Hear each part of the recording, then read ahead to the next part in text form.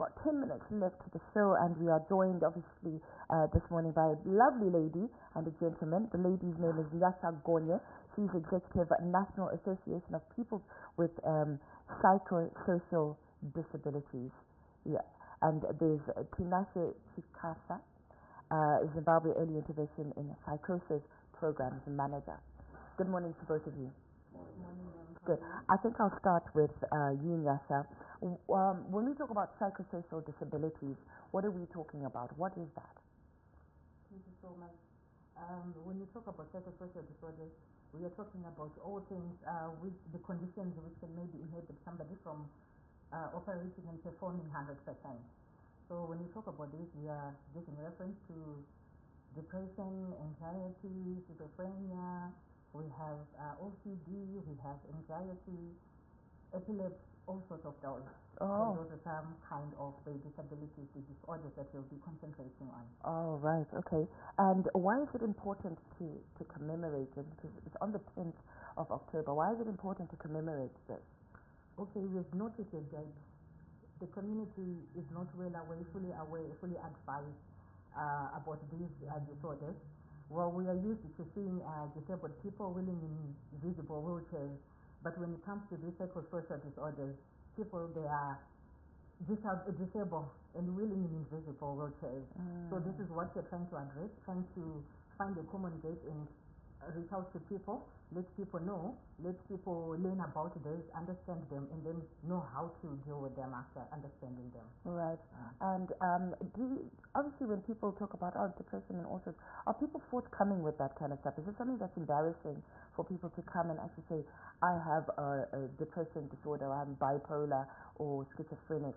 Have you seen if that's something people, especially in our traditional culture, is that working?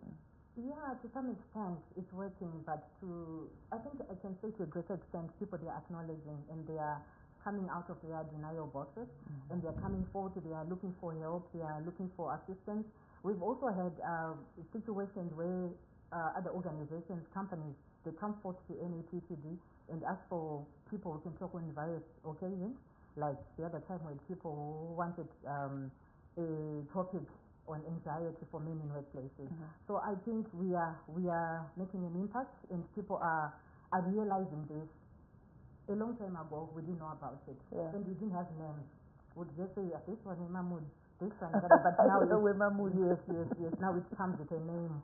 So it's a bit understandable, and people are forthcoming. And the awareness, I think, is doing a great job. Okay, that's good. Tinashe, coming to you from a man's perspective of these disorders, when we talk about the man, they always want to be tough. You guys want to be tough, like Andina problem, Dinonzi Murume, and all sorts. How have you seen that trend changing? Because Nyasha did mention that these things, people are now coming to notice them. With the male society, how have you seen this working? I think we are at an evolutionary stage in society where technology has allowed us to become one global village, and I think the experiences from other societies that face the same challenges with us has given that common solidarity and identity, whereby as a man myself, we were used to statements such as when you fell down as a boy, the statement, and all those socialization issues that were given to us growing up as men are starting to dissipate, because we are noticing a change from others. When one person opens up, you then get that motivation to also open up and find assistance with your challenges as a man. I think it's an evolution, slowly seeping in to our society as well, and also when you look at religion, it's also playing quite a pivotal role in trying to break that hard case where a person will just lock it in, but with these religious groupings and social groups, people are tending to now open up. Right, that's good. So you say they tend to open up. What are some of the early warning signs that you would see that someone is headed for a problem? That's my first question to you. And the second one is, are there services available for these people to come? Yeah, I think I think the major highlight would be people withdrawing. You see social withdrawal signs. People tend to want to be by themselves. They isolate. They're not engaging, whether at work. They tend to, their focus is shifting, and even physical health deteriorates. Then you can see that something is wrong. And services, I think in terms of services, we're just having a conversation with my colleagues just before this, and there are many organizations that are now sprouting out to try and bridge the gap for mental health intervention. We have Pamuvuri, as we mentioned. We have Zini IP, which essentially looks at intervening in psychosis disorders at the earliest stage, where you look at the factors that I just mentioned. So, and a whole lot of other organizations that are out there, including, I think, we now have clinics that offer mental health services, and like I mentioned as well, we have churches that are bridging that gap to try and intervene to avert, the worst case scenarios. Right. Yeah. Okay, that's fantastic. And obviously, October 10 is World Commemorations Day. What commemorations are we having in line? What are you doing on that day? Okay.